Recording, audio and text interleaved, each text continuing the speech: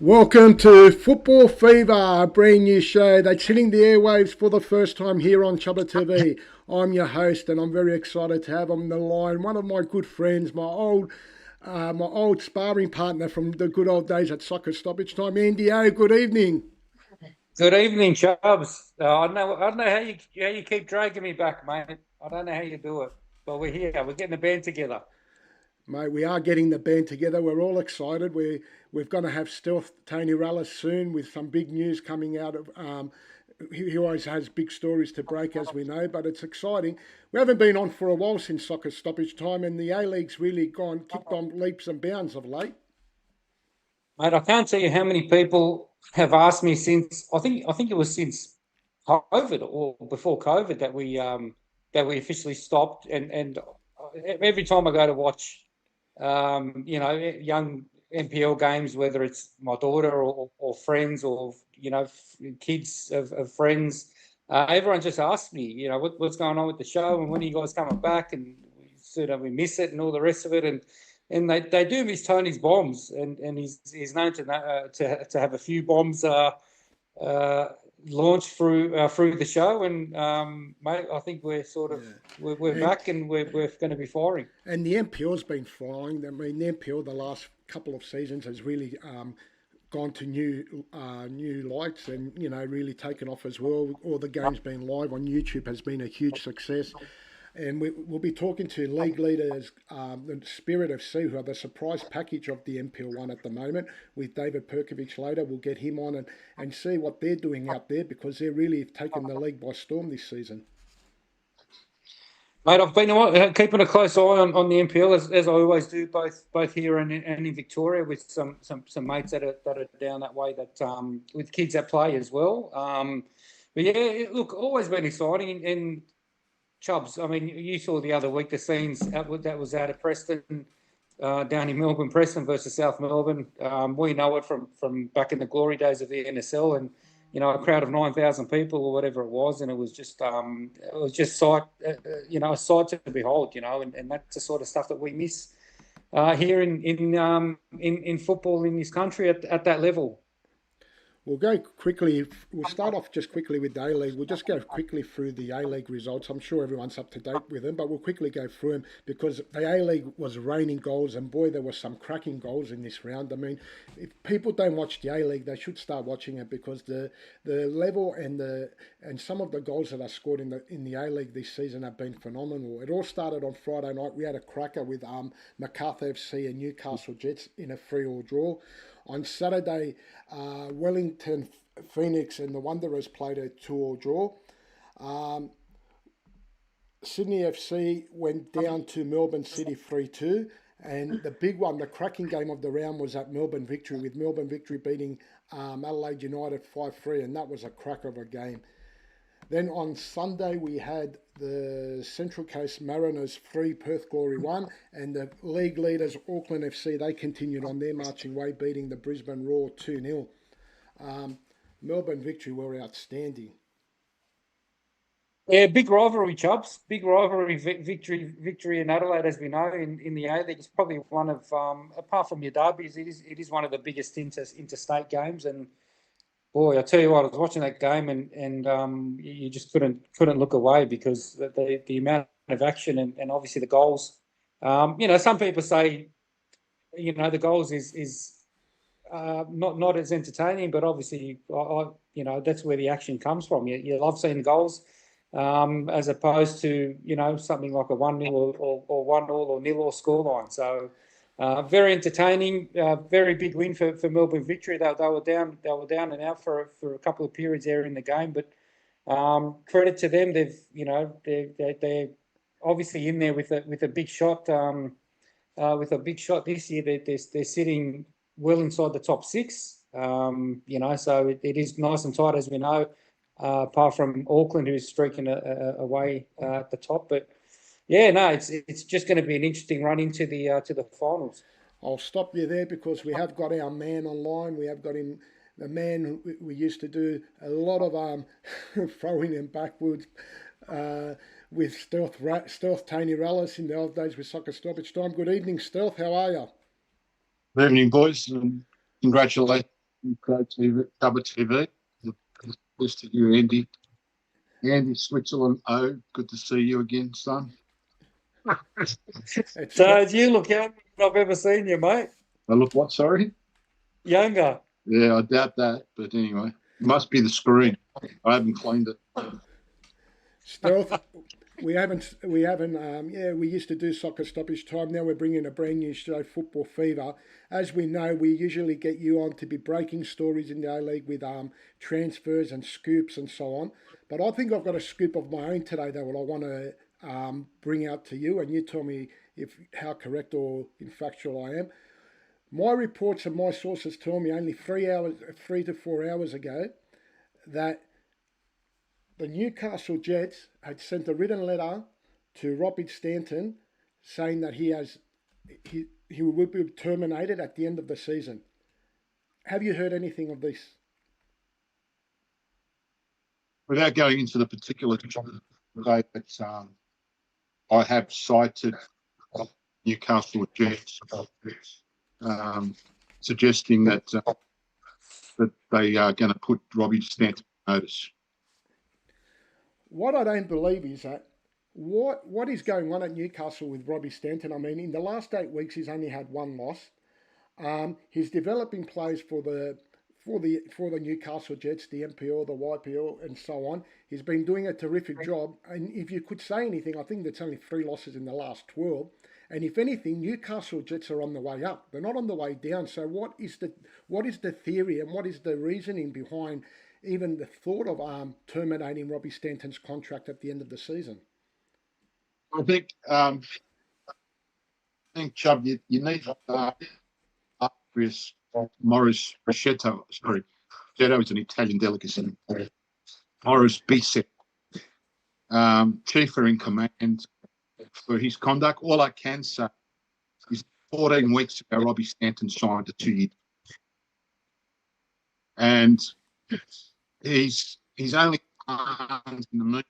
I know Morris Bissetto, chief in command, would come out and probably spit out a bit, but all Robbie's got the smallest playing budget, the 2.9 million for the season on players. To put it in perspective, there's a batch of clubs in the 3.5 million range, with the 4.5, and a lot of top clubs in the $5.5 to $6 million range. My understanding, speaking to Robbie and speaking to the club, because Bissett has been in hiding, is that Robbie. Well, speaking of Morris Bissett, I tried to call him twice today. I did speak to him twice actually today to get him to come and speak on the show on behalf of the club about his thoughts about what's happening with Robbie Stanton. He refused, saying to me that they will have a press release later on during the week, maybe Wednesday onwards. They will have a press release. I went back to him again. I thought, look, it'd be good for you to get on. And then he actually told me, look, there's other coaches we could speak about, Arthur Dillis and John Aloisi, which I found really fascinating because I wasn't calling him about Arthur Dillis and John Aloisi. I was calling him up about Robbie Stanton at Newcastle.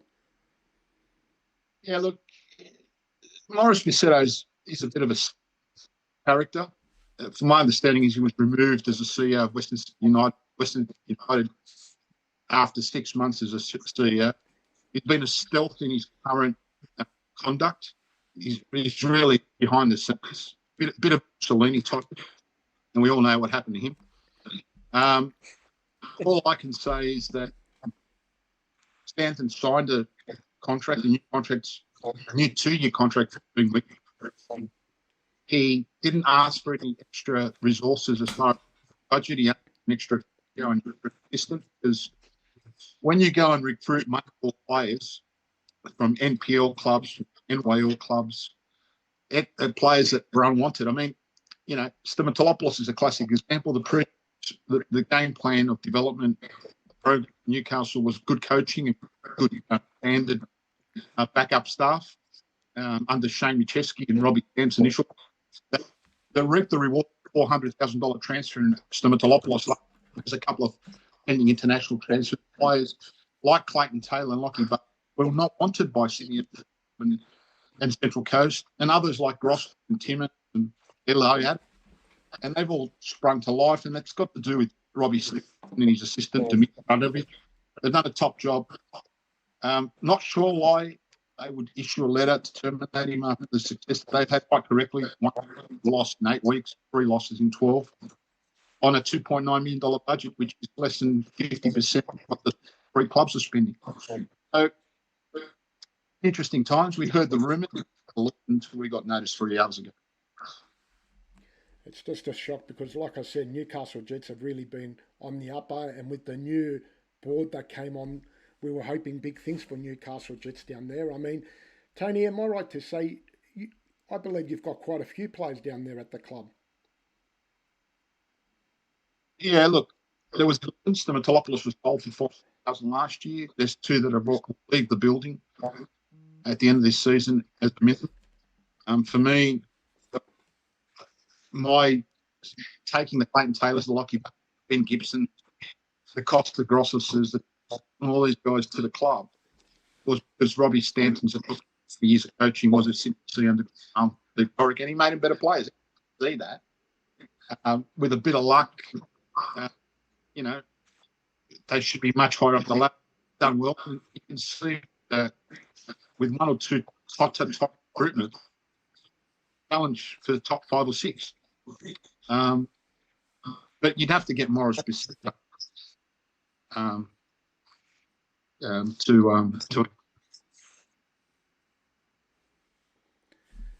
How will it go down with the current squad? I mean, it's a very, very young squad, as we know.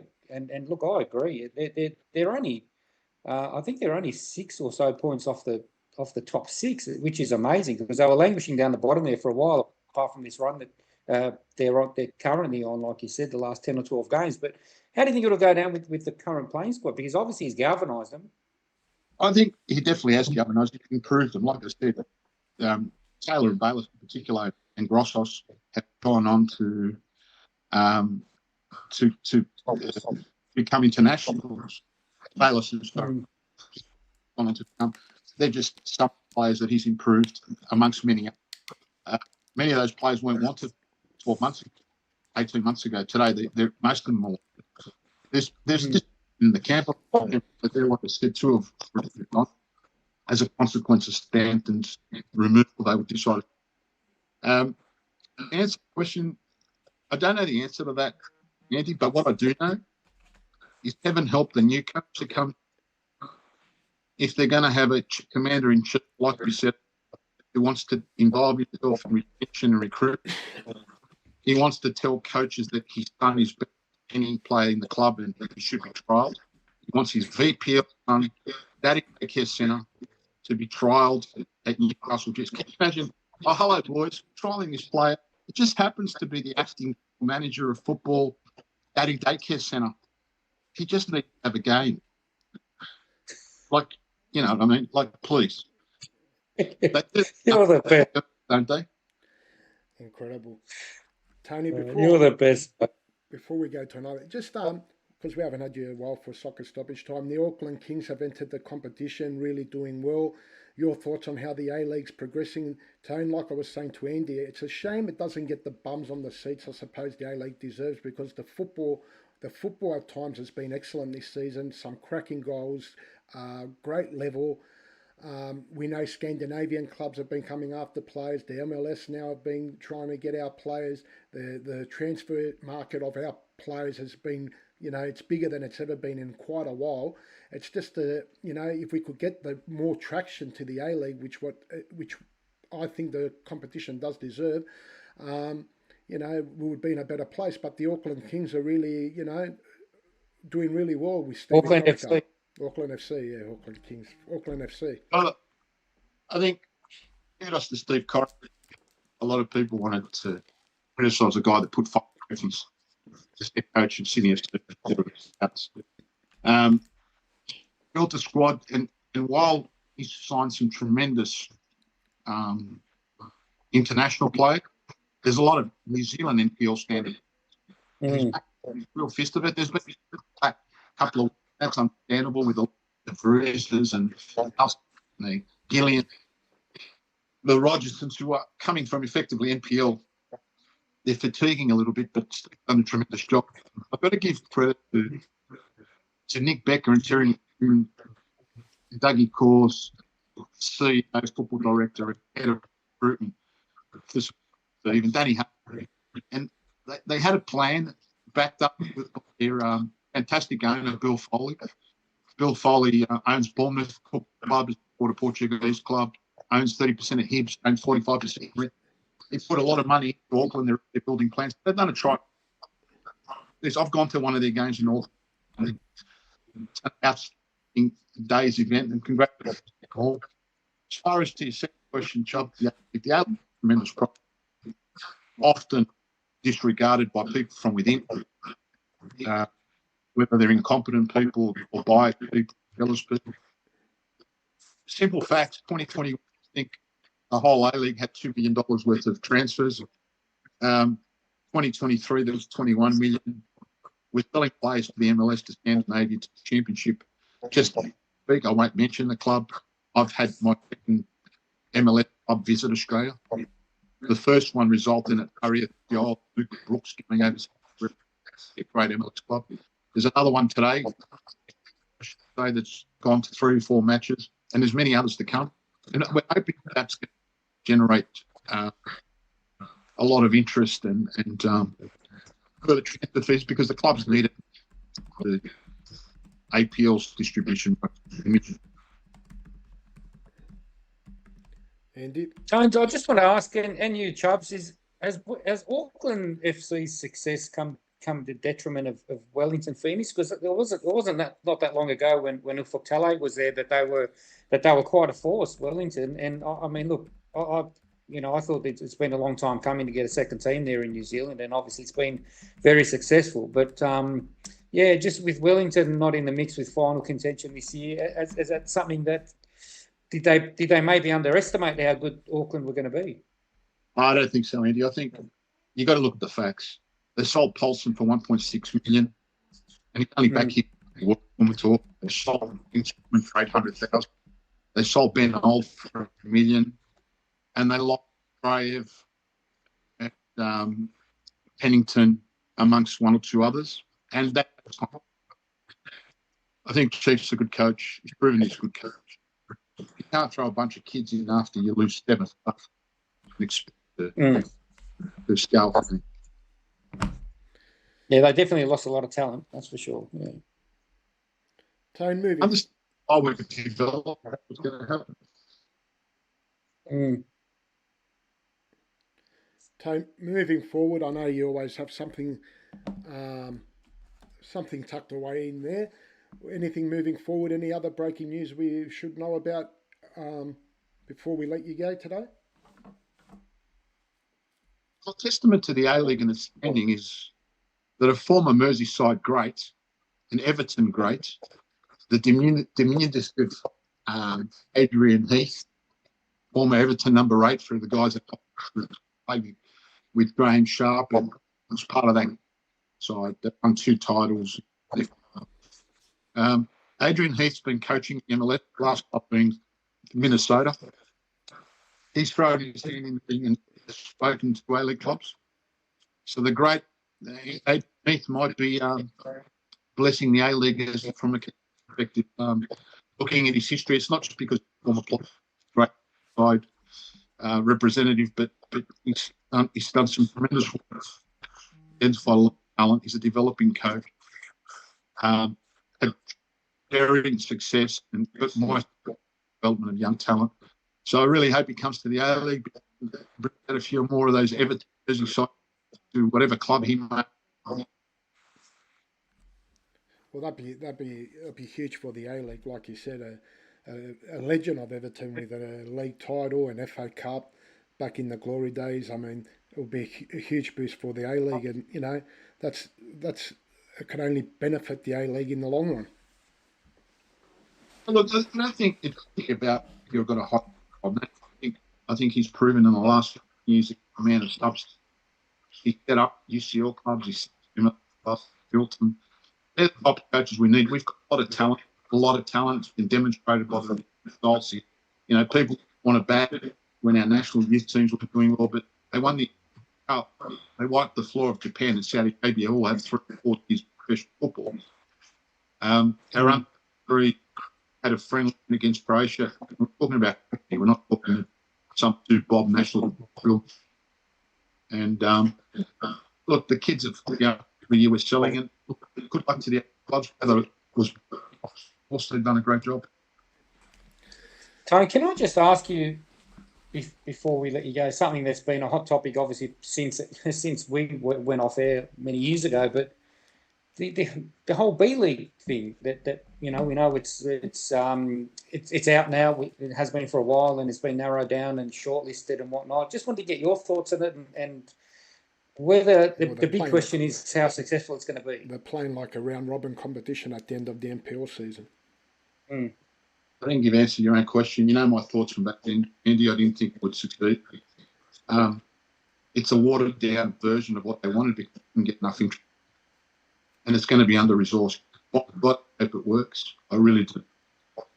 It'll be another place to develop some of those traditional clubs. I've got my reservations. I hope it works for my good friend Jason. But I think it's under-resourced. Yeah, the money side of it is going to be a big thing, and that's that's what keeps on coming up, is how they're going to be able to afford travel and staff and players and all the rest of it. It's really not. I mean, it's like we don't even know who's in the B League, who's going to make up. We've got 8, and then we'll get these guys that win this. We take. So it's a bit like Morris Bissetto's FIFA PlayStation for management skills. I don't know why you two are laughing. You're probably in trouble by somebody probably back tomorrow, but that's the story. Tony, thank you. Yeah, thanks again for your time and efforts that you always give us through Soccer Stoppage Time, now through Football Fever. We'll be looking forward to it over the coming weeks. And like I said, we'll keep a close eye now on that Newcastle Jets story and the Adrian Heath story, which are 2 great stories for the A-League. But that Newcastle Jets is really, been a shock and a big revelation that, Robbie Stanton has been given his marching orders at the end of the season. So we'll follow that closely and see how the club respond in the next couple of days. That's for sure. Interesting times. Nation lad wishes all the best. Past pretend journalists in Gary, so well done. Thank you, Steph. Thanks, mate. Have a good night. Dubs. Andy, yeah, well, like this. You know how, just quickly, you know how I know we are back? This, mate, I've got something said to me during the week. Mate, the chubberisms have already started. It's just so good to see. Just see that hasn't changed. Yeah, we had a bit of problem with Tony's audio there. We will get it fixed for next week. Bear with us. It's the first show. It was a little bit crackly. It was a little bit crackling, but we'll get it fixed next week. He sort of came on last minute. He wasn't going to come on. Then he had to come on. He came on for us. He had other places to be, but he did make the effort to come on, and we will fix the audio up for next week because it's not that. It was a little bit in and out. Andy, like I said, the A-League's been, Auckland's flying at the moment. Hey, Auckland's flying, and if you look at the table, they're on top on 45 points. Western United second on 38. Melbourne City 37. Melbourne Victory fourth on 36. Wanderers fifth on 35, and Adelaide United round up the top 6 on 33. Just outside that top 6 is Sydney FC on 30 and Macarthur FC on 29. Can you see any of them two sneaking into the top 6, or you think the top 6 is pretty settled now with 5 games to go? I can, Chubbs, only because it's been so unpredictable, and like always with the A-League, anyone can beat anyone on the day. I think I'd go down to Macarthur FC. I don't really give Newcastle a chance from here, but I think from anywhere from Macarthur onwards, and Macarthur Sydney FC, they're a big chance of sneaking into the top 6. Like I said, it's just so unpredictable. Anyone can beat anyone, but. The run home, these last 5 games are going to be going to be very, very interesting. And it's been a hard time for Central Coast Mariners after last year's displays of winning the championship. They won the Asian Cup 2 and all those scenes. It really hasn't been the season they wanted this year. They did lose quite a few players as well along the way. They're probably another one you can put in the boat with Wellington. Lost a few players, and a lot of the younger brigade come in, and it's difficult. It's always challenging for the young boys to step up to this level, but mate, all it does is just develop them for the future. Definitely. Well, that's pretty much the wrap on the A-League. We'll just have a look at the upcoming fixtures, what we've got this week in the A-League. Just bring that up. So we've got Auckland FC taking on the Western Sydney Wanderers, Melbourne City taking on Central Coast, Western United will be taking on Perth Glory, a big one in Adelaide United taking on Sydney FC, and that's about it, I think. Yeah. And the Newcastle Jets taking on Wellington Phoenix. That would be the and Brisbane Macarthur.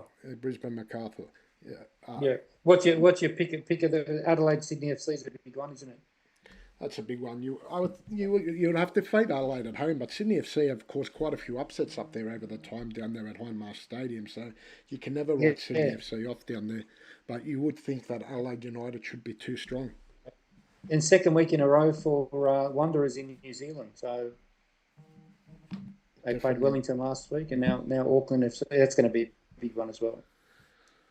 All right, let's jump off over to the NPL in New South Wales, which I believe there's a huge interest in the NPL, and it's been, the competition's just grown from strength to strength. And like I said, some of these NPL clubs at the end of the season are going to be playing in the competition format of the B League as well, so they're looking forward to that as well.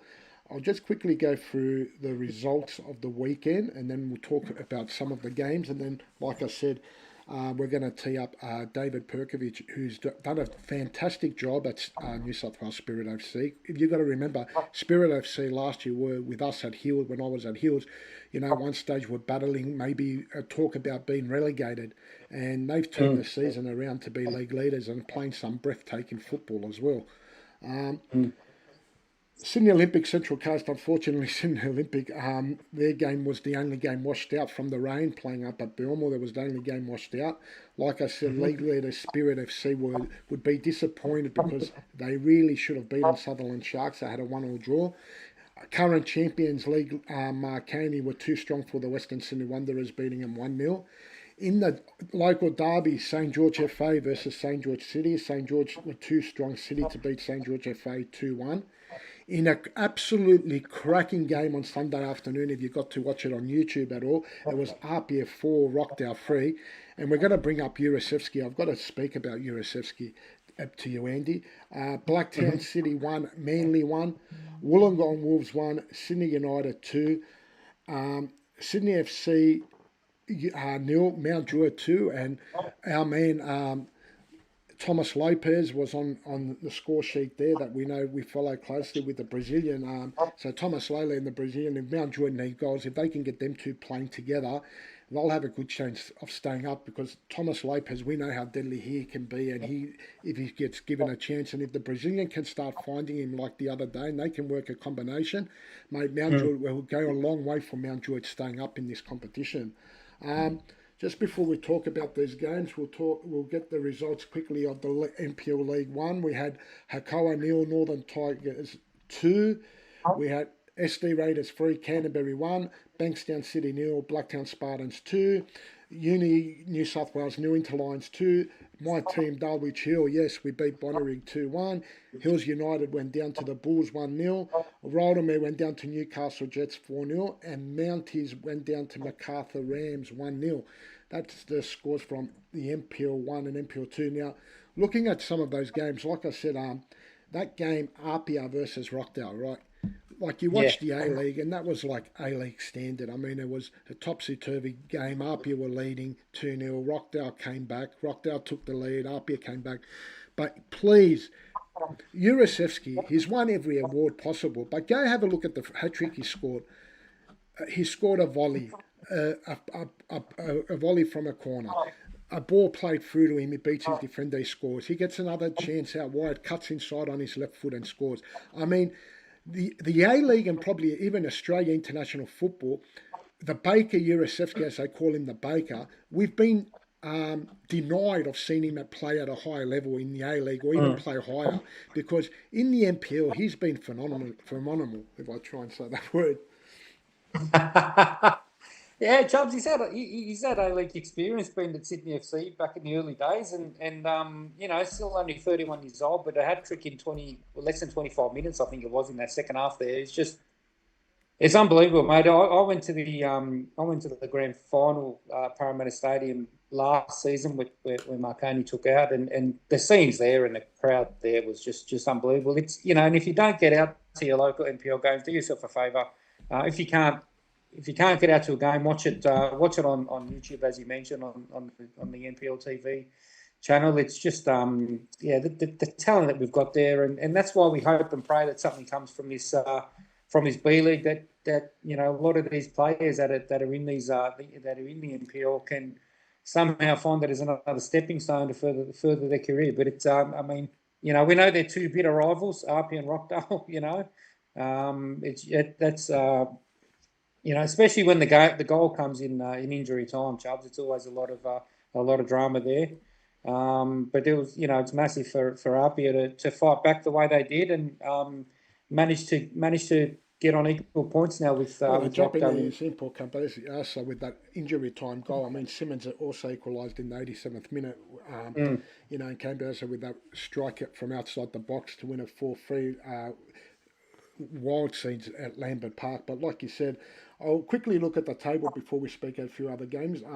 You've got Spirits still on top with 20 points. Marconi second on 18. Arpia third on 14. Rockdale fourth on 14. Manly fifth on 12 points. And Blacktown City round up the top six on 12 points. Just outside there is St. George City on 11.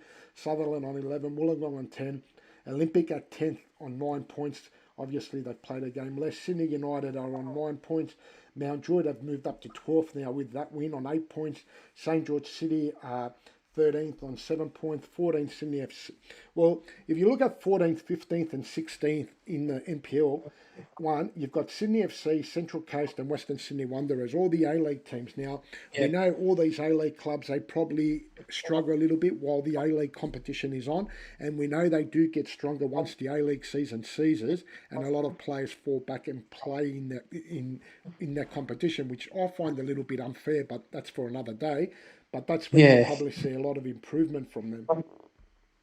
Yeah, look, that's an interesting one, because it's not just by luck that these three teams are where they are now. It's the choice of player that they have at the moment. But as you said, once the A-League season ends, you find a few of these players that are on the fringe coming back to this NPL competition and really making a difference. But we know they're all generally under 23 players that they're fielding. These A-League clubs, which is what they do have the pick of the talent. Let's be honest, it happens in the women's game as well. But they manage to field what they can, what they've got to pick from, and then you'll see a lot of those A-League players return back to the NPL once the season is over. How you Marconi, current champions? They're sitting in second spot, I believe. Yeah, second spot at the moment.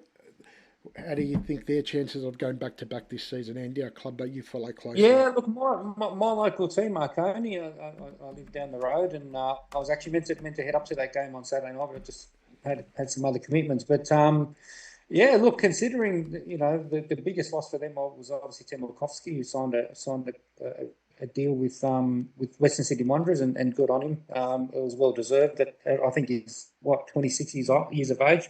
Yeah. Something at that level, but look, they've obviously still haven't really lost much in terms of the players and the talent that they've got. Always been strong, always been a big club, Chubbs, as you know. But the way they're going, it's definitely achievable for them to go back to back.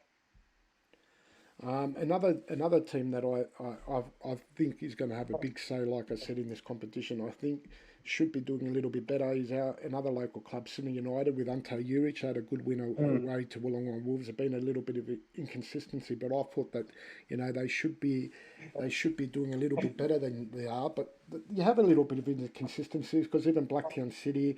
I mean, the NPL, even in NPL 1 and in the Premier League, I mean, anyone can beat anyone on that day. It's pretty much even the A League, I suppose, football overall, but especially in these NPL competitions, if you're a little bit off it on the day, you do get beaten. Doesn't matter where you are on the ladder.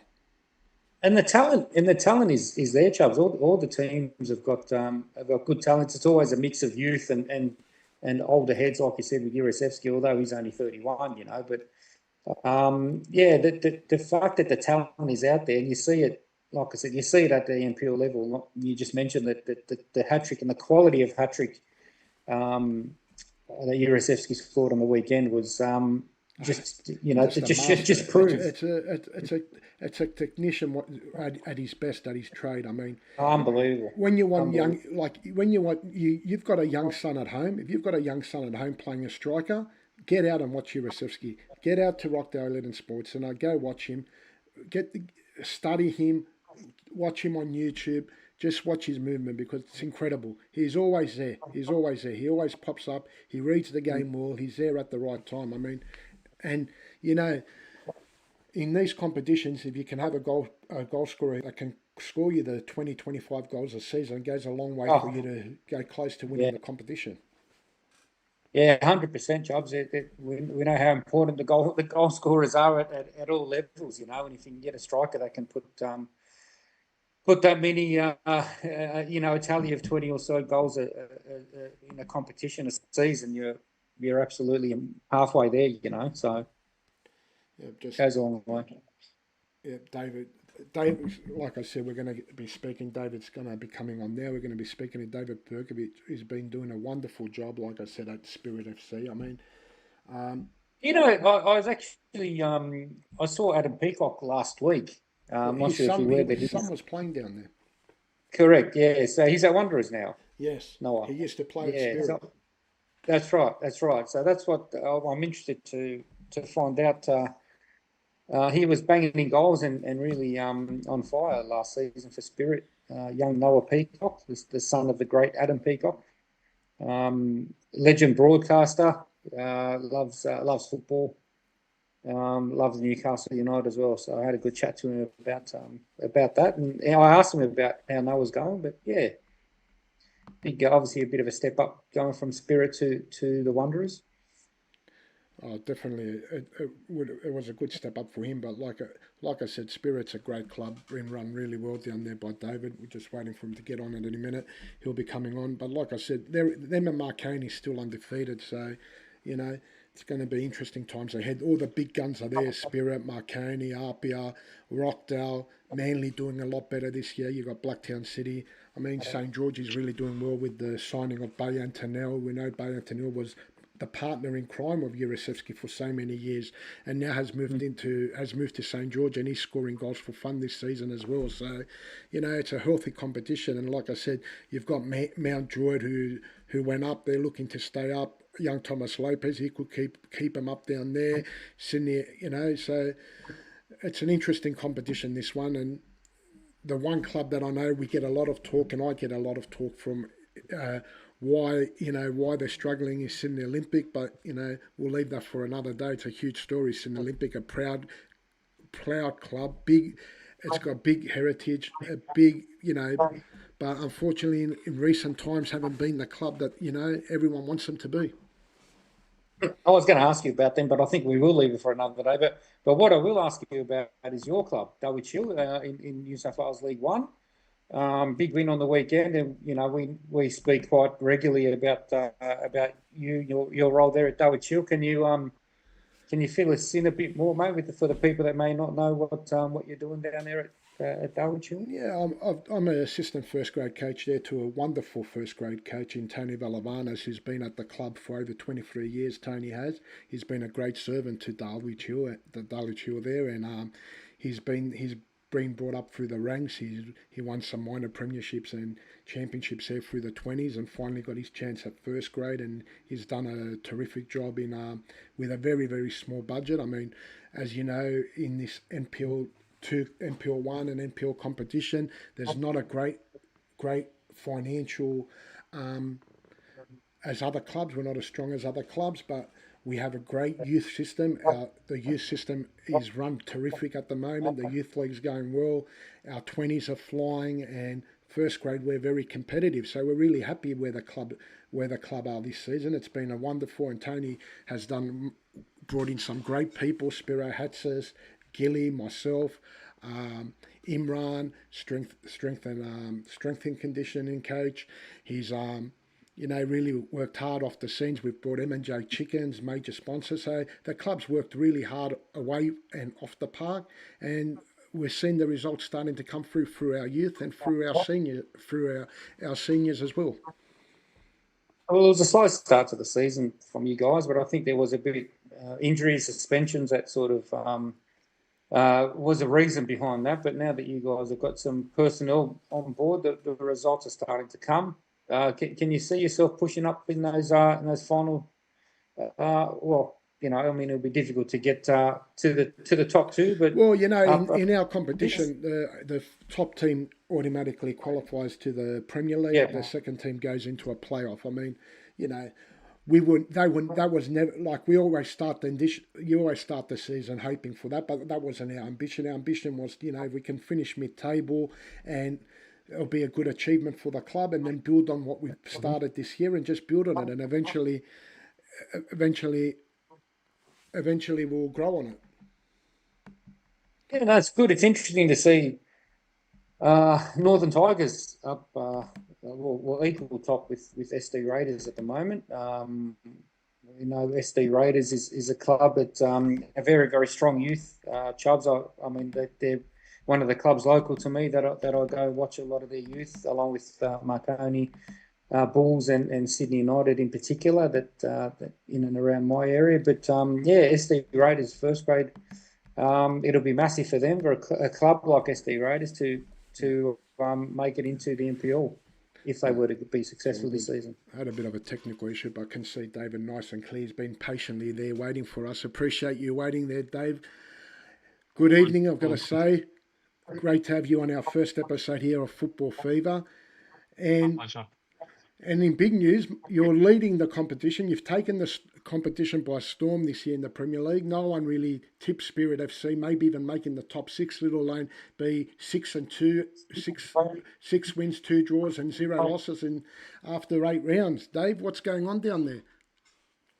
Things in the water. I mean, I've got to say, it was a master stroke of signing Cubo from our team Hills last season. I mean, he's a phenomenal striker, and I think he's fitted in perfectly into your system down there at Spirit, and he's even grown leaps and bounds. I mean, that was a great magic piece of off-work transfer. Yeah, look, obviously he caught my eye last season when we played Hills, and he scored a hat-trick against us, so that was enough to convince me. I had my eye on him earlier in the season anyway. I got a tip even before you guys had signed him at Hills that there was a Japanese striker that was trialling at Marconi that was pretty good. But yeah, I thought he had a really decent season, given the fact that Hills struggled. And yeah, I thought his attributes would suit the type of football that we try to play at Spirit. So I tried to get in there early to get his services for this season. And like you said, he's had a great start to the season. Dave, you're a quiet man, and since I've known you, I think you keep things tight to yourself, because we did play you in a pre-season friendly. It was a close game, but when we spoke, you weren't really.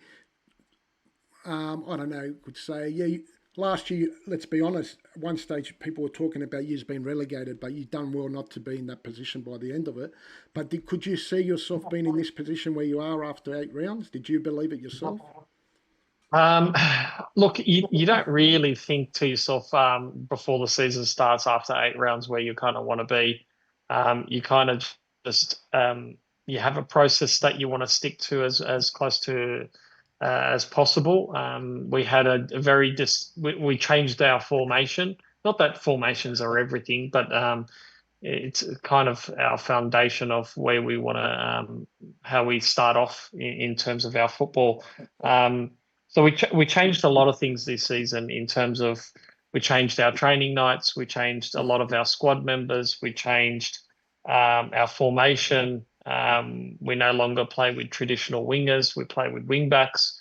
So yeah, look, it was a huge change, but we were quite confident with the players that we brought in recruitment that we'll do well, and our aim was, I guess didn't want to put a limit on ourselves per se, but given that this is our third season in the league, we didn't want to obviously have unrealistic goals.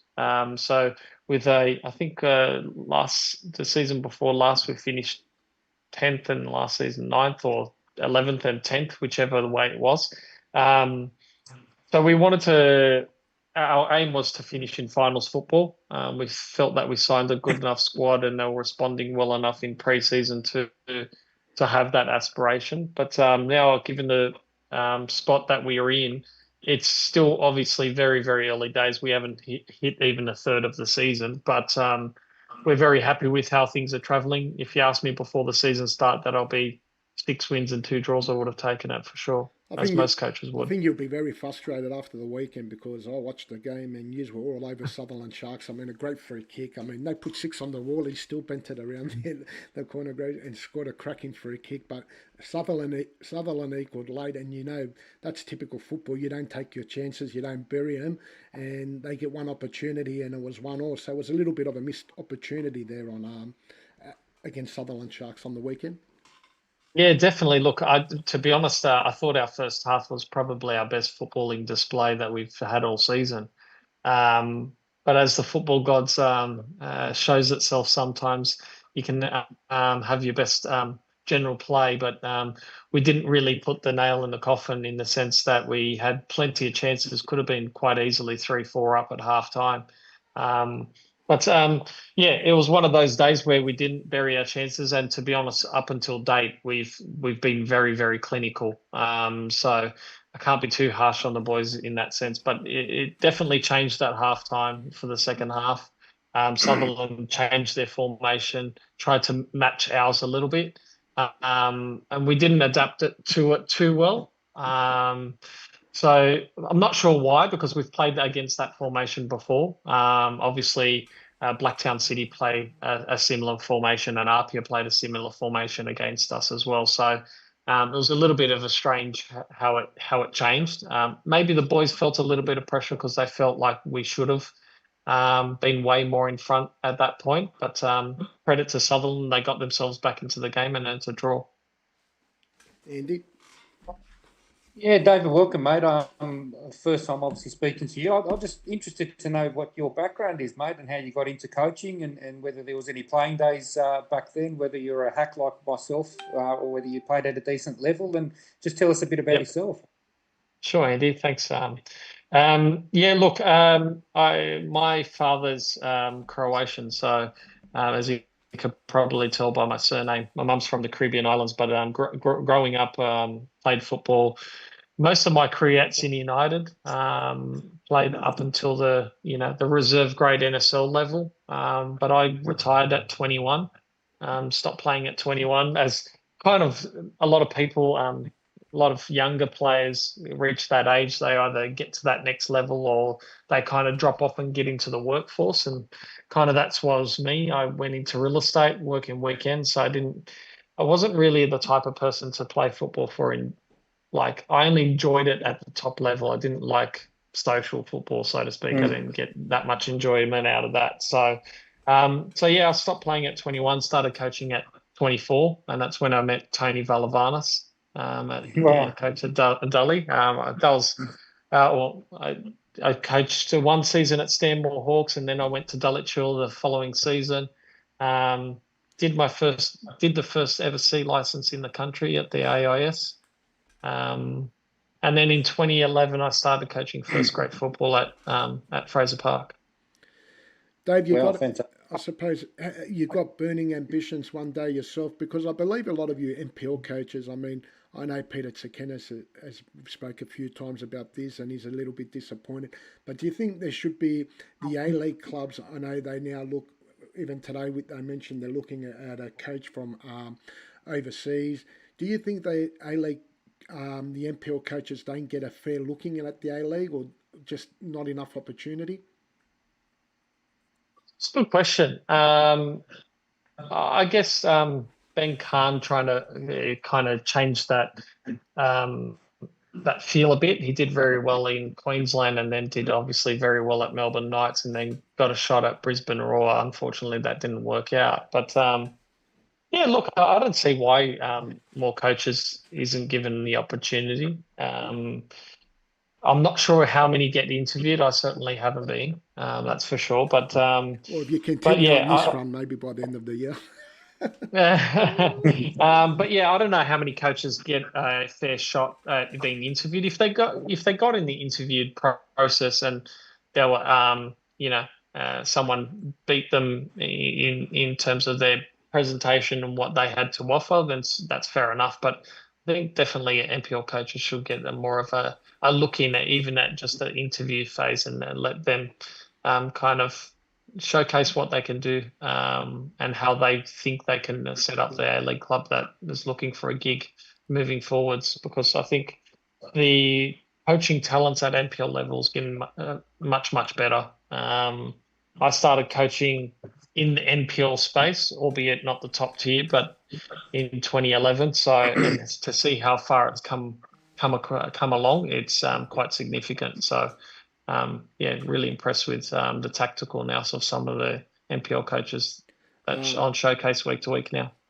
I suppose looking at the normal teams, I suppose your same would be again your tips that are going to be very strong at the end of the season. The Rockdale, Marconi's, probably Blacktown City, Manly's a bit of a surprise package. But I was telling Andy earlier, someone like Jurasevsky, doesn't matter. He has been the talk of the NPL for the last 3 seasons, banging goals for fun. He scored another hat-trick on the weekend. Why can't you coaches stop him, Dave? Well, we have. I've been had a not too bad run against him so far. Albeit he still has scored against us, but no, look, he's a prolific striker. He's done very, very well in the league, and he always works off the shoulder of the defenders. And if the defenders, get their eye off him for a second and he's get played in behind, he's just deadly. So. He doesn't need many chances to convert, so definitely one. Especially we play Rockdale this weekend, so it's something that we need to pay attention to this week.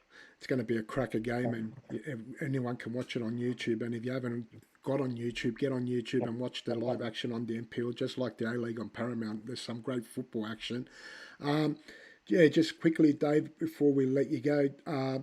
Just wanted to say, so now moving forward after this great start, I suppose you'll be just looking to try and secure hopefully a top 6 spot by the end of the season. Yeah, look, but at the same time, we don't want to limit ourselves. We're at top spot at the moment, so we've earned it. So we're going to try and stay there as long as possible. And if we get to that position in the last third of the season, there or thereabouts, we'll definitely push for honours. You don't play football without trying to win a trophy. So 100%. whilst we're in contention, we'll aim for that top spot. And if we don't eventually get there, then obviously the finals position is going to be important to play for that championship grand final winners. So, but like I said, whilst we're first, we're going to give the league title a crack. No, it'd be huge for the club if you can win a minor premiership for your club down there, the New South Wales Spirit, doing fine things, and that'd be a great achievement. And I mean, credit to yourself. I know you work really hard, just like all the NPL coaches do. And, you don't get financially paid for it like other coaches. It's all about the love and the passion for the game, and you show that in spades. So congratulations, Dave. I love watching your team, love talking to you all the time, and pleasure. Thank you for being on Football Fever tonight. Thank you for having me. Cheers. Appreciate it. Thanks, Dave. Thank you. Yeah, champion bloke, David, and I mean he's done a terrific job at Spirit FC, and he's really turned that club around. And see, Andy, when we speak about if you can keep a coach there for 2, 3 years, he's been there now. This is his third year, and now in his third year, he's giving that club a real crack at the title. Seems very level-headed, Chubbs. I think that's a massive thing. That he lets off the vibe and the character. You can see that he lets off. That's obviously the first time I've spoken to him, but it's very very calming. You can see that he's got that aura about him, where the players will work for him, will want to play for him, And I think that's massive. It just comes across so level-headed and very down to earth. Obviously knows his stuff to be in the position that he is. Yeah, mate. It's look, long way to go, as he said, long way to go, but so far so good for Well, for Spirit. the biggest test for all those NPL clubs is how you recruit in the off season. I mean, like him getting time down at Cuba from Hills very early, before even the season finished for the season after, was just a great piece of work. That's what I mean. And a lot of these coaches got to go out there themselves. They don't have scouts. We don't have the scouts like 100. You've got to go out there. You've got to watch the 20s games. You've got to watch first grade. You've got to wait 18s. You've got to spend a lot of hours. I don't think people realise how much time NPL coaches spend, away just from what they do on the training field and come game day to try and get a competitive team on the park and a team financially that you can afford on the park. So, no, it's been great work for Spirit FC, and we'll follow them closely, and I hope they do continue on this run, because it's good to have someone new that can win. We always have the big guns out there, and it's putting a little bit of a spin to it this season. Well, yeah, and the thing is now with the technology that we can watch other games, and with the signing of Vakubu that he got from you guys, from your ex-team, he was last year, he played against them and obviously tore him apart, and he kept an eye on him, but he had heard of him previously as well. So it is, mate, it's very difficult at that lower level, so to speak, at NPL level, where you're trying to find players and you're hearing things and whatever. But now with technology, Chubbs, hopefully there's players that you can keep an eye out and watch games on yourself, or even if you come up against them, and being in that space, how difficult it is to find that gem, mate, the gem that's going to turn the club into a powerful force. All right, so in the Premier League this week, you've got St George City taking on the Central Coast Mariners, and you'll have the Sutherland Sharks taking on Blacktown City. Mount Druitt taking on a Sydney Olympic, and Sydney Olympic are going to really need 3 points, but Mount Druitt's found a bit of form now. Marconi Stallions taking on St George City, 2 teams in form will be a good one. The Wanderers taking on Sydney FC, both teams desperate for a win down there. Like we said, a mouth-watering game on Sunday, Rockdale versus Spirit. That's going to be a huge one. Yep. 2 huge games. Sydney United taking on Apia as well, another huge game, and Manly taking on Wollongong. So Sunday afternoon, those 2 cracking games, Rockdale Spirit and Sydney United taking on Apia. And in the League 2 this week, we'll have Blacktown Spartans taking on University FC. The Northern Tigers taking on SD Raiders. We're taking on the Macarthur Rams, who are desperate for a win. They have not registered a win yet in the competition. They won on the weekend. Macarthur Rams, did they? They won on the weekend, yeah. Are you sure they won? Yeah, they got their first win. Oh, did they? Yeah. Okay. They won 1-0 against Mounties, yeah. Okay, well, there you go. Bulls FC beat Bonnyrigg. Bulls FC taking on Bonnyrigg. Canterbury taking on Bankstown City. Hills United taking on Rydalmere. Interlions taking on Hakoah. And the Newcastle Jets taking on Mounties. That's pretty much our wrap on the NPL. So what now we're going to do, we're going to turn our attention, of course, we're going to cross over to where we're very passionate about, where we have many arguments and and so on. And we're going to start, we have to start, obviously, we're going to have to start with, before we get into the APL, we're going to start off with the League Cup, because we've seen the scenes coming out of Newcastle, the parade. Wow, it was like they won the quadruple, not the League Cup, Andy. You've been a crazy Newcastle supporter. Even my good friend Elvis back at Daily Club, another Newcastle supporter. You guys warned me Cubs. that it could be an upset. I was being a little bit naive. I didn't think after we beat you quite comfortably at Anfield, but you deserved it, and congratulations. Your Yeah, thanks, mate. I cup think in how many years? 33 years, 60 years. well, 70 years the first trophy in local competition, mate, which is huge. And when you've been starved of success as much as we have, I've been a supporter for over 30 years now, and everyone, people have been messaging me, the parade and buses and 300,000 people for the Kellogg's Cup and the Migorine Cup and 2-Minute Noodles Cup, whatever you want to call it. But we'll take anything, Chubbs. As I said, we're starved for success. I think the parade was a very, very smart thing for the club, and we know the owners have. So far, have been They're talking very about smart getting in your their manager a business statue. since I've taken over.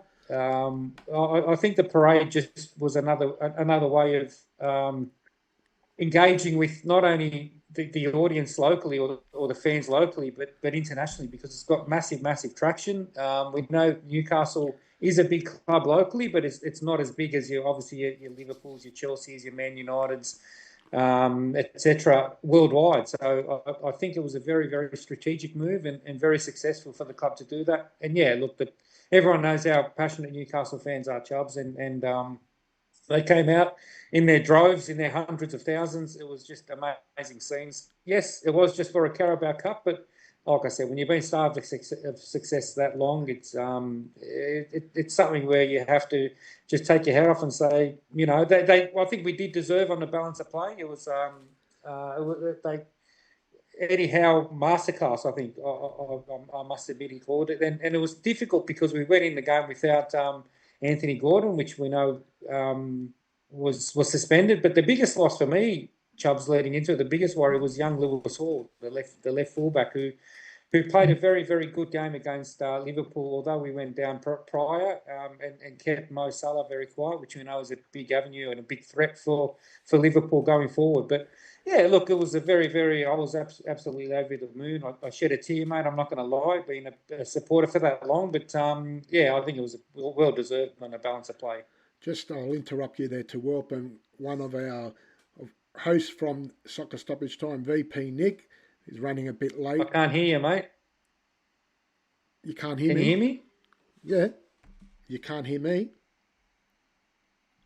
I can hear you. Can you hear me? Yeah, I can hear you nice and clear, Nick.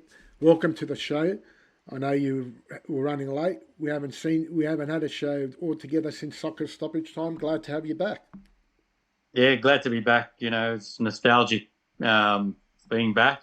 When you said the group's getting back, yeah, couldn't help but get goosebumps. And you've come at the right time, I suppose. It's an EPL segment, and although it wasn't the right time because we were talking about the League Cup, we weren't too happy about the League Cup. But the Premier League this year, before we look at, it's been a bit of we'll look at the FA Cup results over the weekend, and also we know there's a whole round starting Wednesday, Thursday morning. But boys, just a little bit. Liverpool seems to have run it away with it this season. Man City really dropped off. Arsenal's been a bit of a surprise. Nick, how have you found the EPL this season? Yeah, look, a couple of things. Of course, it is a surprise how well Liverpool's done, considering, the departure of Jurgen Klopp. I don't think many thought that the transition was going to be as seamless as it was. Arne Slot has done a remarkable job in changing or only tweaking things, sometimes coming in as a new manager with an existing squad that hasn't had many changes is a very tough gig, in particular following someone of great success. We saw how Man United was not able to do that after the departure of Sir Alex Ferguson. It'll be interesting to see what Man City does when the time comes when Pep leaves. But Arne Slot's done really, really well, only tweaking the style of play. A bit of a surprise, Man City dropping as far as they have. Winning the title last year. We know they've got an ageing midfield. Didn't expect them to drop off as much as they have. Arsenal will probably be a little bit frustrated thinking that now that Man City's dropped off, this is their time. But we've seen a few other things, such as the battle for the top four is brilliant, is absolutely brilliant, and Well, now it's it's a battle very, of the very top. good to see. Well, now it's a battle of the top five because, as we know, with the new Champions League format, England earns another spot. So it's actually the Yep. top five now. So it's very intriguing. Exactly. Yes, that's right. It's extremely intriguing with some teams that we never thought would be in the mix, you know, including your Bournemouths and your Brightons and your Nottingham Forests. You know, I was listening to Andy. It's good to see Newcastle back there, back in the hunt, after a disappointing season last year. But Newcastle's in there as well. Two teams that you thought would be in there that aren't, and very surprisingly aren't, Spurs and Man United. But yeah, seeing some of the other teams that you would not pick to be in a championship, in the Champions League running, I think that will be great. It'll be awesome to see 1, 2, or 3 teams get in. Really, really good. Someone different. Yeah, 100%. Let's have a look at quickly the results overnight. The last couple of nights, of course, the Premier League, there weren't many games on because there was the FA Cup quarter-finals, and we had a big shock at Craven Cottage where Fulham went down to quite easily. Crystal Palace was sensational, beating Fulham 3-0. A cracker, Brighton, Nottingham Forest 0-0, went all the way to the dreaded penalty shootout where Nottingham Forest managed to win that penalty shootout 4-3. Aston Villa, although Preston first half did play really well, 1-0, but at the end the Premier League club were too strong and Aston Villa won 3-0. And of course, early this morning, Man City... Yeah, I messaged you. Early this morning, Man City played... Early this morning, Man City looked back to the best with a 2-1 win over Bournemouth. So that leaves the semi-finals now looking as Nottingham Forest taking on Man City and Crystal Palace taking Aston Villa. Would you say with only Man City there now and Liverpool, the FA Cup seems a little bit rejuvenated with Nottingham Forest being there and Aston Villa, Crystal Palace. This year, for the first time, you're going to have a different League Cup winner, a different FA Cup winner, and a different winner in the EPL, which is great news for England, I believe. Yeah, for sure, Chubba. And you know, even seeing teams like Crystal Palace, if you actually look at their results from November onwards, they've had a brilliant run of results. They were fighting relegation back then, and I remember looking at their run of results. I think at one stage they won 4 games in a row, 5 games in a row. I think they had only lost twice since that time. So they've had a brilliant change of form from around November onwards. Aston Villa was a team that they're doing really well in the Champions League as well. They made the Champions League last year. They're in the mix again this year. They're a strong team, maybe not as consistent as they were last year, but it's good to see them in the mix for some silverware with the FA Cup. And yeah, of course, you know, Man City. You'd look at them normally and say they're the favourites, but you know, I don't know. This time around, not necessarily. Pep will be desperate to win the FA Cup now that he's got nothing left, and you know, to salvage something in a season. So they'll be desperately desperate to win it. They actually looked really good against Bournemouth this morning after watching that game. I thought they looked back to their best. As best as they can be. It's the best I've seen them this season. So maybe they're finding form at the right time for that, you know, to secure their top 5. I don't think they'll have a problem securing the top 5 in the Champions League, but, you know, giving that FA Cup a real good shake. Yeah. Look, Andy, is Andy there or is he gone? Andy, I think he's having problems. Andy's still there. I think he's gone to log out. He was having problems with his audio. That's okay. We'll march on. Nick, moving forward, we've got some big games coming up. Arsenal taking on Fulham, Wolverhampton playing West Ham, Nottingham Forest take on Man United. You've got Newcastle, Brentford, Southampton, Crystal Palace, Brighton, Aston Villa, Man City, Leicester, Bournemouth, Ipswich, and Liverpool, Everton, and Chelsea, Tottenham. Well, Liverpool got a 12-point lead on Arsenal at the moment as it stands. Arsenal can turn that margin down to 3 points. You would think the form that Fulham's sort of slipping up, but and Arsenal with the big news that Saka's return, and we know they've got a big quarter-final tie with Real Madrid around the corner as well. Do you think Arsenal will? Do you think the players still believe they can catch Liverpool, or do you think they've just will concentrate on the Champions League? Yeah, I think the pressure's slightly off in the Premier League. They had an opportunity to cut the gap in their last game, and they didn't step up. So this is going to be a bit of a battle. Fulham has the ability to surprise. Arsenal will have one eye on the Champions League. It's a tournament that they're really in the mix for, one that they're desperate to try to win. Made the final only once before. Were consistently in the Champions League for I think with Wenger, maybe 20 years in a row. I think they'll probably focus more on that, and look, they'll still try to keep winning games in the Premier League and hope something slips up with Liverpool. The Arsenal Fulham games, the London derby, and Liverpool Everton, Merseyside derby. Again, with a derby, anything can happen. If Arsenal do pick up their 3 points and Liverpool slip up and it's down to 9 points with 8 games to go, then things might become a little bit interesting. Yeah, definitely. I mean, I think Arsenal have been disappointed. I know injuries have been played the way, but a lot of teams have had injuries this season, including Liverpool. I know Newcastle. I just think Arsenal really missed a key opportunity.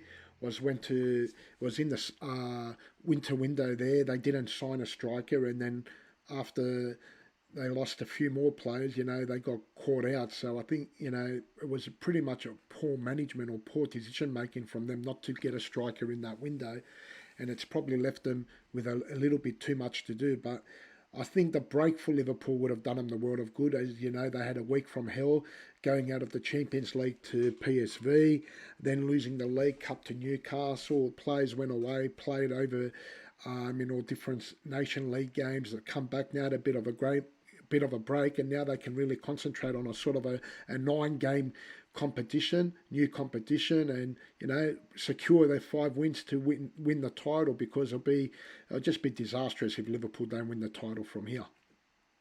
Oh yeah, of course. I think, like you said, the international break probably came at the right time with that last week where they were knocked out of the Champions League, lost the Carabao Cup final.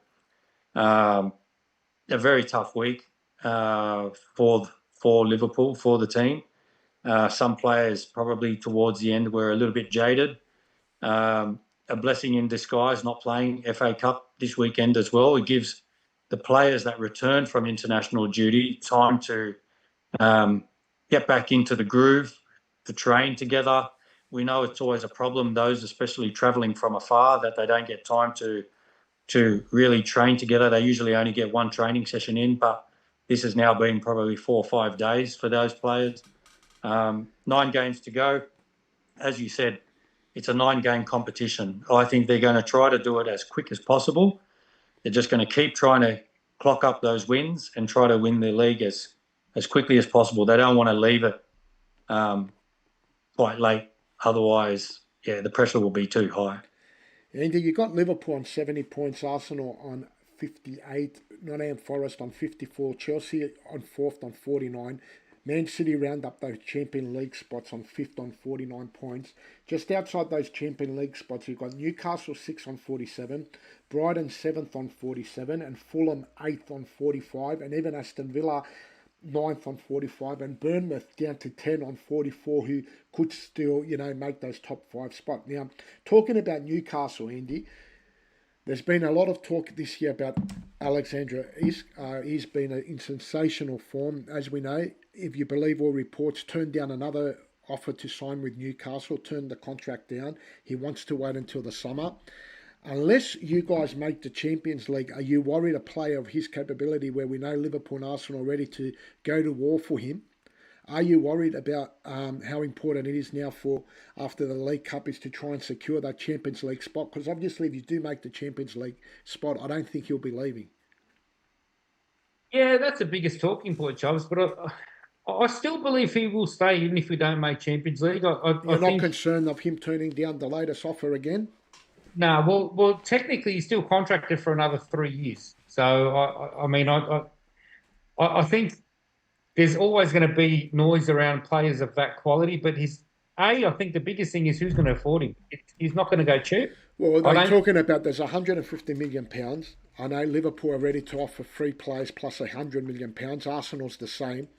Yeah, Newcastle would take that apparently, but look, I think it'll be good business. We know it's happened in the past. That they will be very, very smart about it, as I've said about Newcastle's owners. But I still believe, like I said, if we don't make Champions League, I'm a bit more convinced now that I think he will still say. Newcastle have balanced the books very, very well, Chubbs, and I think they're in for a big, probably one of the biggest since the new ownership. I think this summer transfer coming up, this summer window over there, obviously for them, is I think is going to be huge for Newcastle, and I think they've got some big money to spend. They've always had the money, but not able to spend it. But the way that they've balanced the books and I guess follow this the PSR or FFP, whatever you want to call it, rule that's come in on the back of, let's be honest, it's coming on the back of the ownership at Newcastle and being the money juggernaut that they are, but not being able to spend it, which is understandable. Can you see him saying too, he won a trophy now at Newcastle, he's done his job, he's won a trophy, and if he's not in the Champions League, he's got inspirations to play in the Champions League. Look, every player does, let's be honest, but like I said, I think there's a bit more behind it, and something small like that, that what he saw or what he witnessed on the weekend was something that he probably will be in two minds about now. If they say, well, is it the money? Not really. He's got the money. I don't think it'll be anything to do financially. Correct. If anything, it's going to be the attraction of Champions League, as he said. Nick, if Alexander is like, can you? I personally believe if they don't make the Champions League, he will move on. I just think because of the season he's having, and he's a type of player that he wants to win more trophies and so on. But do you think that 150 million price tag, or even 100 million pounds with 2 free players for clubs like Liverpool and Arsenal, certainly Arsenal, who are desperate for a striker, Liverpool as well, if you believe reports, there could be a clean-up with strikers. Diego Jota coming off contract at the end of next season. Where do they stand with Darwin Núñez, Luis Diaz, all the talk of Atletico Madrid, Barcelona? His contract's coming up as well. So it's interesting times ahead. Yeah, it is. It is. Look, Alexander Isak was a player that, when he was doing really well internationally, he was a player that I thought, this guy would be good for Liverpool. And then Newcastle came in and took him. I thought, well, that's good business, very good business. The price tag's going to be huge. It'll be difficult for clubs to actually meet that price tag, I think. You're going to have to really, like you said, Chubbo, it's going to have to be 100 million plus 3 players. All right, so then you lose 3 players, you bring in 1, then you've got to then spend more to bring in another 2. Yeah, they were talking about, if you believe, and this is coming from some credited reporters, so it's not just out of any blue, like David Ortiz. They're talking about a Joe Gomez, Darwin Núñez, and a Kwanzaa or a Harvey Elliott, and Arsenal's talking about their 3 players as well. So I don't know. Newcastle, Newcastle's in the box seat. They've got the player. If they can make Champions League, I don't think there'll be any reason for him to leave. Like Andy said, he's got another 3 years on his contract, so it's going to be interesting to see. That's right. Well, the 3 years on his contract ups his price. Correct. A lot. 100%. Yeah, very smart business. Very smart business the way they. 100%. The other big story, of course, that rocked the world was TAA Liverpool. If you all reports that he had agreed personal terms with Real Madrid over 5 years. Then there was a strange report from Melissa Reddy, we know Melissa Reddy is very close to Liverpool as a journalist and Man United and a few other clubs, but she came out and said that there's been really no change. She really didn't know where that story came from, although on her belief is that Liverpool is still talking to EAA. The agent is still open and still talking to Liverpool. So maybe that story has not finished and is not really yet completely done. If you're asking me, I do believe he will move to Real Madrid, and I believe they're going to concentrate on trying to tie down Virgil van Dijk and Mohamed Salah. Because if I was Liverpool, although this season Arne Slot came in and everyone was worried about Jurgen Klopp leaving, he walked into a team that really done really well the season before. Yeah, they finished third. They died out a little bit the last 8 games, ran out of petrol, but he left Liverpool in a great place. I mean, he only got Chiesa on for £10 million was the only incoming that Arne Slot done. But I think Arne Slot's biggest test is going to be next season, where there's 12, 13 players coming off contract at the end of 2026. And also, like you said, you've still got to tie down Mohamed Salah and Virgil van Dijk. So, Nick, with TAA, what are your thoughts? Do you think he's going to move to Real Madrid, or do you think there's another twist like there was with Steven Gerrard's story when he was pretty much done and dusted at Chelsea? Yeah, I don't think it's a foregone conclusion yet. I'm always of the belief until I see them holding up the jersey or wearing the jersey or in their stadium juggling the ball, I don't think it's done yet. So even with TAA, yeah, there's so much news going around at the moment that he's gone. He hasn't come out and said anything. Look, we don't know if it's only because, he wants to keep things focused on the title. At the end of the day, disappointing if he does go, because not because he's a Scouser.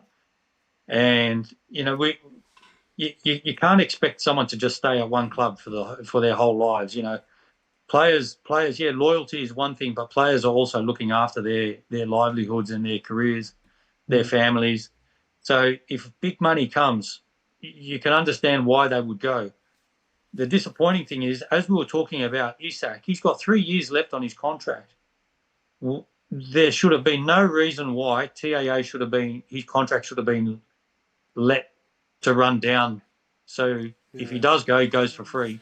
I think Liverpool's biggest problem there was when they had that George Smith, came in, Jurgen Klopp's friend from Germany, came in for that 6 months period after Edwards and Michael, the other CEO, had walked out of the club, that had all left. Yep. And I think that was the biggest problem, because he was only in for a short term. No one tied down.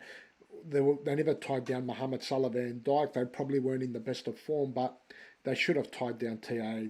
You're right, Nick. There's no excuses. He should have been tied down. I've heard other people. I've heard Gary Neville. I've heard Stuart Pearce. I've heard other people talk about it, saying, well, he's gave everything to the club. He's won every trophy. He's done everything. Doesn't matter if he goes for free. He deserves to go for free after all the years he's done for Liverpool. But I don't agree with that. We can't let out one of our biggest talents and probably arguably the best right back in the world.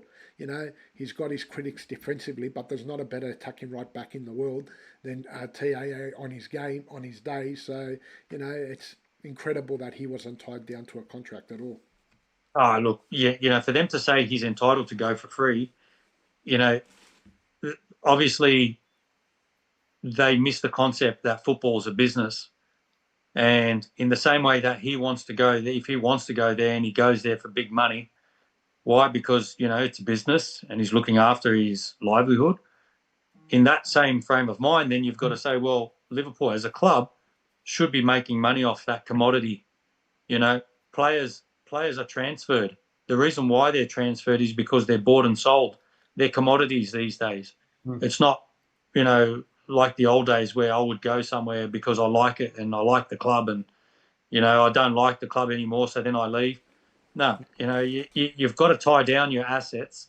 And even if 2 years ago, they said to TAA, look, we understand there might be a desire to go to Real Madrid, but sign the contract and, at least that way the club will get some money for it. And, we'll make sure that it's not stupid money, so then Real Madrid doesn't even offer. But to let a player go for free is especially an academy player that's come through the ranks, born and bred through the club's developed the player. It's really, really, really, really disappointing. That's the biggest thing, I think, Nick. I've been reading that and seeing and speaking to other mates that are Liverpool supporters, is that the fact that he's one of your own, like it's that connection there when you bring him up through the academy and through the ranks and they're a superstar and they're allowed to leave just so easily. It just seems so too easy for him to leave. It is a bit sad, but yeah, it's at the end of the day, mate. Look, it's happened. He's not going to be the first, definitely not the last. Well, definitely not the first and not the last. So, unfortunately, it happens. But I think the biggest thing for Liverpool fans, as you guys are, is how easy and how there just hasn't been much fight there to keep him or that it's just. Well, I think Nick might be right. I still think there might be a little twist to this TAO story. We're going to follow it closely because, like I said, with Melissa Reddy and a few others saying there's still, there could be a little twist. We'll watch it closely over the next few weeks. But I think whatever happens, I think Liverpool will tame down any talk of any TAA situation, and Arnie Slot's going to want to put everything to bed, because they're going to have to come out. They've got a huge game Thursday morning, Merseyside derby. And if Arsenal do beat, Fulham, where we think, Andy, you probably agree, Arsenal should do the job on Fulham on Wednesday morning, even with Saka back as well and Arsenal playing well, they'll get the gap down to 9 points. So Liverpool don't want to be dropping any more points. And we've seen that game at the final game at Goodison Park, where what scenes they were when Everton equalised with the last kick of the game to make it 2-2 in incredible scenes, which left both clubs there 50 wins each at the end at Goodison Park. They said 50 wins each. They'll never play there again. But Nick and Andy, Liverpool's really going to have to get 3 points against Everton Thursday morning. For sure. It's, hopefully they use that last game as a bit of motivation. Hopefully they use the game the day before. Either way, if Arsenal win or if Arsenal drop points, that would be motivation in itself. They've just got to look at the end of the season, the finish line, and they've got to do everything possible to get 3 points on Thursday morning. I think you mentioned it earlier, Nick. The break's been what you guys needed on the back of those couple of days of, obviously losing to us in the final and the PSG Champions League game, and you expect them now. I think it'll go back to business as usual for Slot, and you'd expect them to do what they have to do to take this to take the league out. And let's be honest, as much as I oppose you guys, they're fully deserved. We'll give our tips on the Premier League. A lot of people have asked us over the time, soccer stoppage time, what our tips. We'll go through the games quickly. Arsenal, Fulham. I'm on Arsenal. Yep, Arsenal. Draw. Nick's on a draw. Wolves versus West Ham. Both West Ham have been rejuvenated as well against the Wolves. I'm going to go for an upset there and support my dad there for blowing the bubbles. West Ham. Yeah. Wolves unpredictable, eh? They are. They're a little bit more desperate than West Ham at the moment. So West Ham can play a really good game, and then they can have a shocker. Yeah. So this one's so unpredictable, so hard to pick. I'll say a draw. Yeah, I'll say draw too. And another interesting thing while we're talking on Wolves, I don't know if you guys spoke about it before. Probably not. When I couldn't actually hear, that's why I had to reconnect. But Mateus Cunha's been. There's a release clause in his contract, and he's another player that's just come out in the last couple of days that he'll be leaving Wolves. Sorry, and he's basically an exceptional player. What a player! He's basically said his time there is done, so he'll be another very highly sought after striker. One game I would have said Nottingham Forest I would have picked comfortably to beat Man United, because we know Forest have got a great record at home, but playing with the emotions they did, just finished a couple, not long ago, going to penalty shootouts. How much did it take out of them? I'm going to say a draw in this one, or I'm even leaning to Man United, Nick, to beat Forest. Nottingham Forest. No, I'm Man United for me too, Chubbs. I think that FA Cup tie would have taken a lot out of Nottingham Forest. Thursday morning, we've got Bournemouth taking on Ipswich. If Bournemouth want to have any, keep their chances of sneaking in that top 5, they have to get 3 points here, and surely they'll be too good for Ipswich Town, who are due to be playing championship football next season. Yeah, Bournemouth for me. Yeah, same. Brighton, Aston Villa, derby game down there, huge game for both clubs. I'm going to go for Brighton. I'm going to go for Brighton. Also had that long FA Cup game as well. Yeah. Aston Villa played as well. Draw. Yeah, draw for me too. Running out of time, but we'll quickly finish it. Man City taking on Leicester, rejuvenated Man City. I thought this morning against Bournemouth. Really liked what I thought of it. They were $2.20 this morning. Yeah, crazy No way. money. Crazy money. $2.20, mate. Unbelievable. Man City for me will beat Leicester. You boys agree? Man City. Newcastle United, Brentford, interesting game after all those celebrations. A little bit of a worry for you guys. I'm going to tip a draw in that game, Andy, against Brentford. It's going to be tough. They're a very, very underrated team. I actually know a Brentford supporter, believe it or not, and he always puts them up. But yeah, they've been again. They've recruited well, highly regarded manager. I think it's going to be a tough one. And you don't know how they're going to react on the back of the Carabao Cup. They've probably celebrated a bit too long in that respect. But it's going to be a tough one. I think we should, if we're serious about making Europe, I think we should be winning these games at home. I think so. I think Newcastle for sure. Yeah. Another championship team already gone down is Southampton taking on Crystal Palace. Palace is on fire, playing brilliant football. I've got to go with Palace on this one. Great team. Palace, yep. And then we finish it off with the derby, Liverpool versus Everton. Well, I think Liverpool will be back to their best, and I think will be too strong for Everton at home. Agree. Yep. Agree. And Chelsea-Tottenham, isn't it, as well? Yeah. Yep. Chelsea-Tottenham's the next day. Tips on that one? I don't know. I want to see. I'm going to take Chelsea on that one. Yeah, I'll say Chelsea at home. Anyway, guys, that's pretty much draw. That's pretty much the end of our program for the first time we've tried hosting here on Chubba TV and Football Freedom. It hasn't been all smooth sailing. We've had a few audio problems. We've had a few. We've had a few Benny Hill moments. We've had a few other. There's about 30 Chubbers, and hey, Nick, you ready to mark these ones down? New South Wales Spirit, he called it for you.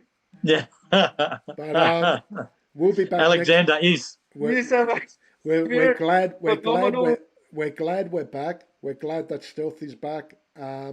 We'll keep breaking the big scoops. How do we put some commercial breaks, mate? I'm dying of thirst here.